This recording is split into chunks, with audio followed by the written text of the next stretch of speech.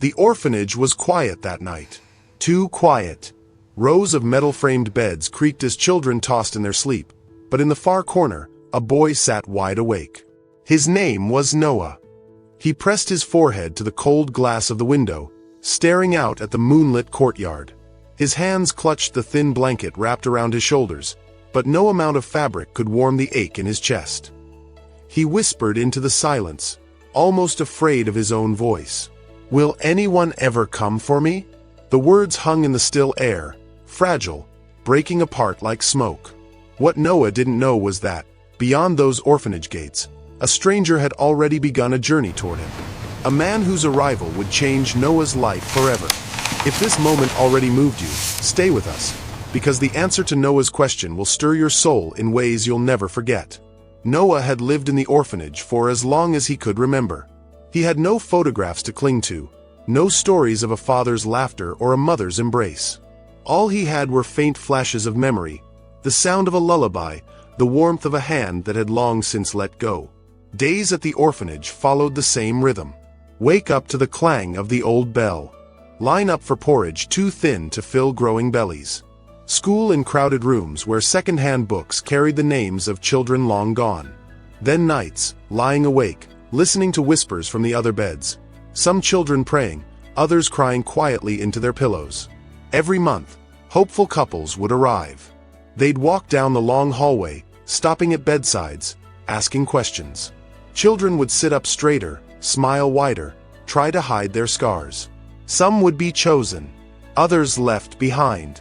Noah was always left behind. He wasn't the loudest, nor the youngest. His hair was a little too unkempt, his shoes a little too worn. Families' eyes skimmed past him like he was invisible. But Noah noticed everything. He noticed how the caretakers' smiles didn't reach their eyes. He noticed how children stopped asking when their parents would come back. He noticed the way hope drained from faces, day by day, until all that was left was survival. And yet, deep down, Noah held onto a fragile belief that somewhere beyond those gates, someone was meant for him.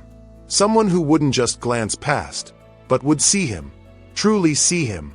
That's why, on nights when the silence was too heavy, he whispered into the dark, "Will anyone come for me?" What he didn't know was that his question was about to be answered. The next morning, Noah sat alone at the long cafeteria table, staring at the thin slice of bread on his plate. Other children laughed and swapped crusts, but Noah stayed quiet, breaking off crumbs to make the meal last longer. That's when he noticed a visitor. A tall man stood in the doorway, speaking softly with the headmistress.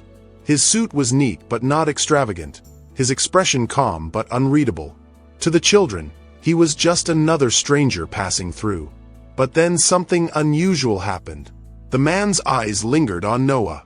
Just for a second, but long enough for Noah to feel it. He quickly lowered his gaze, cheeks burning, convinced he'd imagined it. Minutes later, as the children were led out into the courtyard, Noah trailed behind.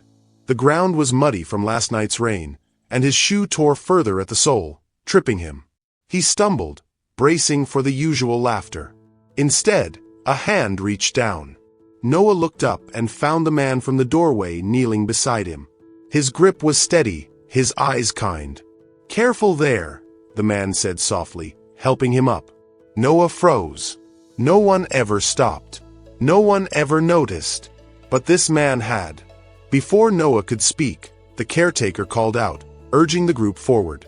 The man gave a faint smile, brushing the mud from Noah's sleeve. "Don't worry," he whispered. "Shoes can be fixed." It was nothing more than a passing kindness, but to Noah, it felt like a door cracking open. And deep inside, a question he'd whispered so many nights began to stir again. Could this be the one? That evening, word spread quickly through the orphanage. A visitor was staying longer than usual. Most adults only came for a quick tour, but this man, Mr. Carter, had returned for a second day. The children lined up in the courtyard, eager, nervous. They sat straighter, tried to smile wider, whispering their rehearsed introductions under their breath. Noah hung back, heart pounding, certain he'd be overlooked as always. But when Mr. Carter began speaking with the children, something shifted. He didn't just ask about grades or chores. He knelt down, eye to eye, asking questions no one else ever asked. What makes you laugh? What's your favorite dream? One by one, the children answered. When it was Noah's turn, he stammered, unsure. I don't know. Mr. Carter tilted his head. That's okay. Sometimes dreams hide until someone believes in them. For the first time, Noah felt seen. Truly seen. Yet, even as hope sparked, fear gnawed at him. Families had looked before. Families had left before. Why would this time be different? 2 days later, the headmistress announced Mr. Carter's visit had ended. He had left quietly, without saying goodbye. The children shrugged, used to departures. But Noah's chest caved in. That night, he pressed his forehead against the window again, whispering into the dark. Will anyone ever come for me? But what Noah didn't know was that the story wasn't finished. Mr. Carter's silence wasn't rejection. It was the pause before a decision that would alter everything. 3 nights after Mr. Carter's sudden disappearance, the orphanage bell clanged again. The children gathered, curious. And there he was, standing tall in the entryway, a small suitcase at his side. His eyes searching until they landed on Noah. The headmistress cleared her throat, smiling nervously. Mr. Carter has requested a private moment with Noah. Whispers rippled through the children.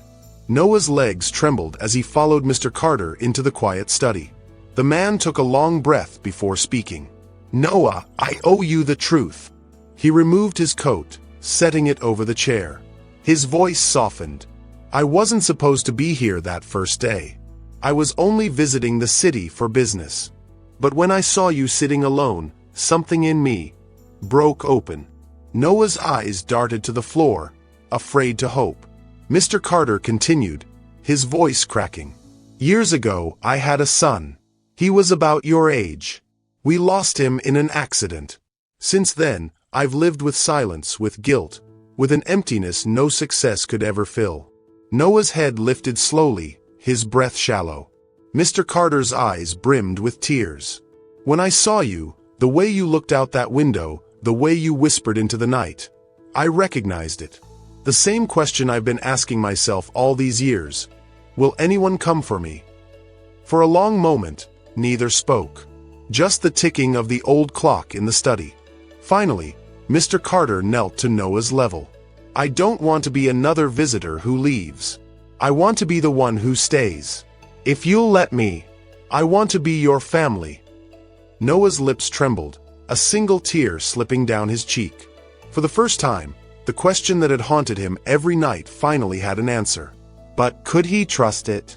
Could he dare to believe this man wouldn't disappear like all the rest? The following week was different from anything Noah had ever known. Paperwork was filed, signatures scribbled, meetings with social workers arranged. Each step felt like a fragile bridge stretching across the chasm of Noah's fear. But Mr. Carter never wavered. He showed up to every appointment. He answered every question. And each time he looked at Noah, his eyes carried the same steady promise. I'm not going anywhere. One gray morning, the headmistress called Noah into her office. On her desk lay a single folder, his folder, the one that had sat there for years, waiting for someone to claim it. With trembling hands, she closed it for the last time. Noah, she said softly, you're going home. The word home hit him harder than any blow, but this time it didn't hurt. It healed. That afternoon, he stood at the orphanage gates, a small duffel bag slung over his shoulder. Children pressed against the windows, watching, whispering in awe. Noah glanced back at the building that had been his whole world. The long nights, the whispered prayers, the endless waiting. Then he turned forward, where Mr. Carter stood holding out his hand. Noah's feet moved slowly, then faster, until he was running. He threw his arms around the man's waist, clinging tightly as though afraid he'd vanish. Mr. Carter knelt, pulling him close. You're not alone anymore, he whispered. For the first time in his life, Noah believed it. The question he had whispered into countless dark nights, will anyone come for me? Finally had its answer. Because someone had. And sometimes, all it takes is one person who chooses to stay, to turn an orphan into a son, and a stranger into family. If one boy's whispered question could turn a stranger into family, imagine what the next story will do to your heart. Don't stop here. Watch our Kindness That Changed Everything playlist and let the next twist remind you that hope is never lost. And if you believe stories like Noah's deserve to reach millions more, subscribe now and join our Soul Twist family, because the next story might just be the one that changes you.